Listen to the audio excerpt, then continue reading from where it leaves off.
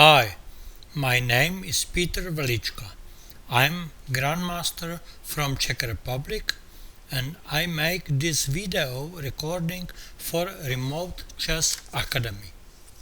In this lesson we will talk about the attack on the king in the center, and I will show you a game of one of the best players in chess history and 11th world champion Robert Fischer. What to say about with phenomenal American player, exceptional talent, huge diligence and volition to win. Robert Fischer is a chess model for many young players, and he was a model for me too. One interest. When I wrote at high school my level on topic my model, I wrote about Robert Fischer.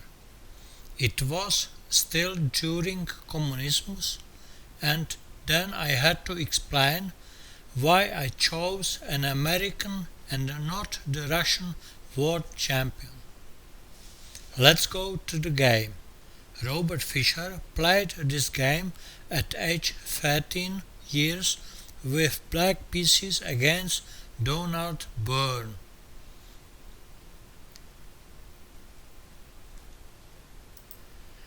This game was played in the Rosenwald Trophy tournament, which later officially became the US Championship events.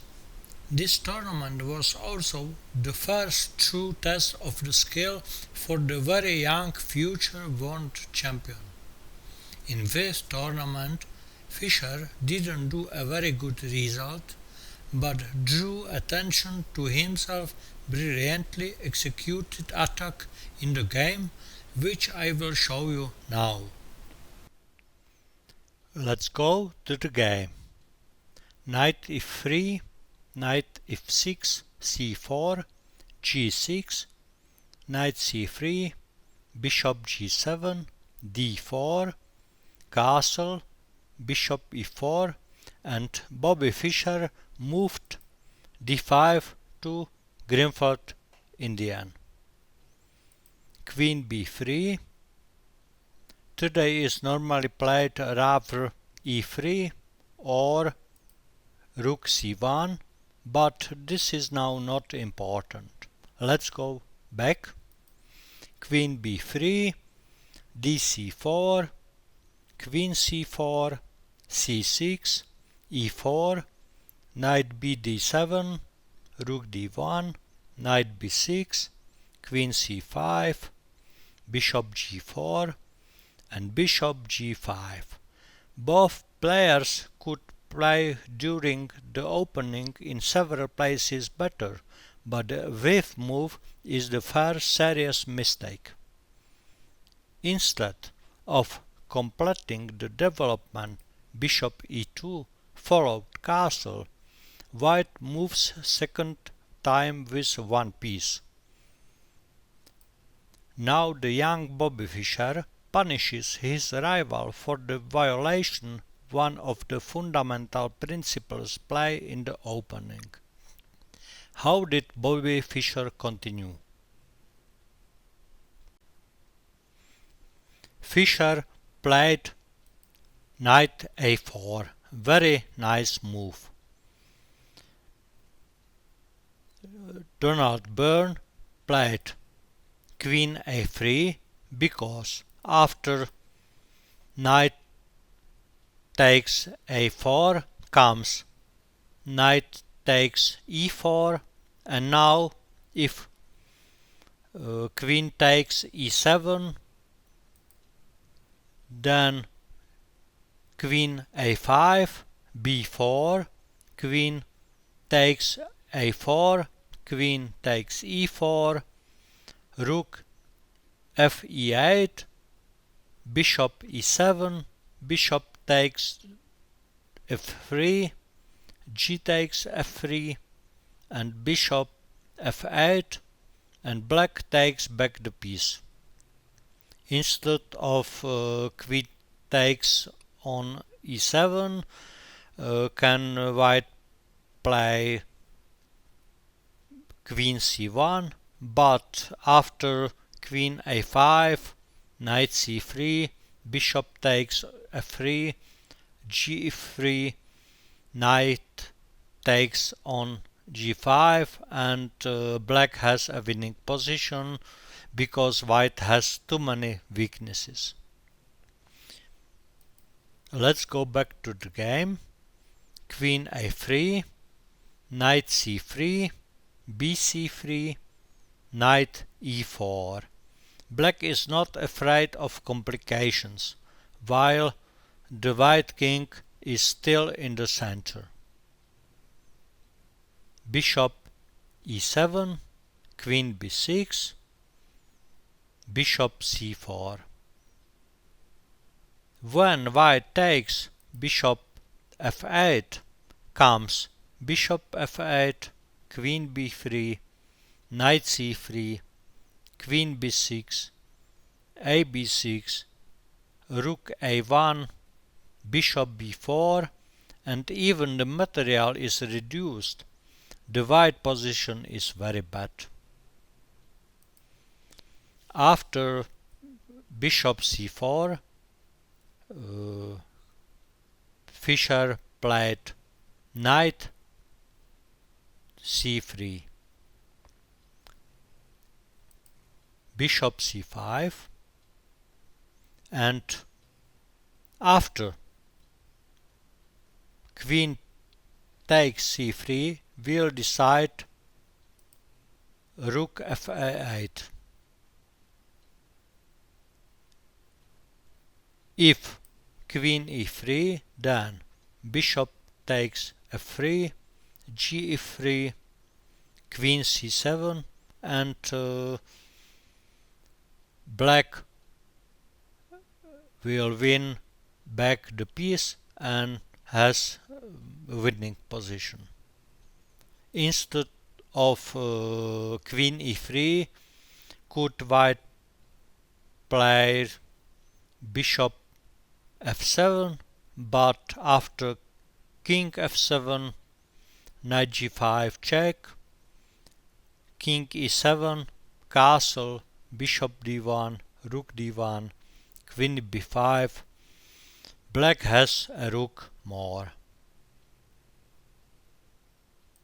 In the game was bishop c5, rook f e8, and now the white king missed castling and becomes victim of attack black pieces.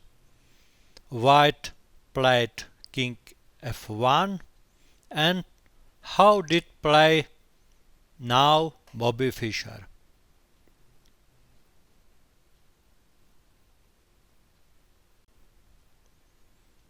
Fischer played bishop e6, a great sacrifice of the queen. Much worse was knight b5, bishop takes f7, and now king f7 loses after queen b3, bishop e6, knight g5, and after king h8 will come bishop takes b6, knight takes a3, bishop takes e8, and white position is little better. In the game, white accepted the sacrifice and played bishop b6. We can look at other option. It doesn't help bishop e6, queen b5, king g1, and black gets a smothered mat. Knight e2, king f1, knight g3, double check, king g1 and queen f1, rook f1 and knight e2 mate. After queen takes c3 comes queen c5, dc, bishop c3, bishop e6, rook e6 with a winning position for black.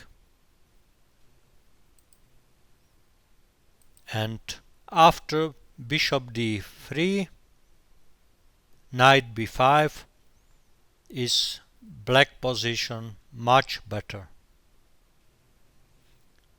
So the game continued. Bishop takes c4, king g1, knight e2 check,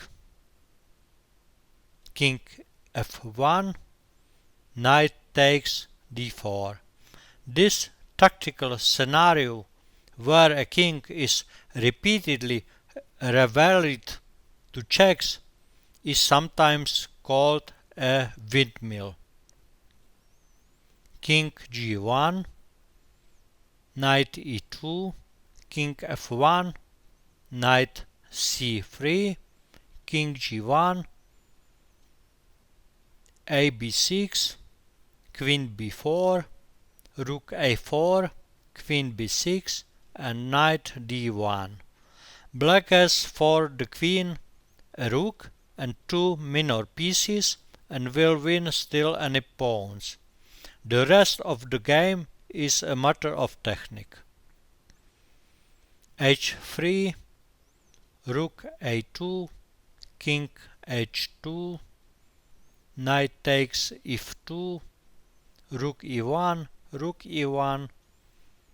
queen check, bishop f8, knight takes e1, bishop d5, knight e3, knight e4, queen b8, b5, h4, h5, knight e5, king g7, king g1, and now black pieces will give mate.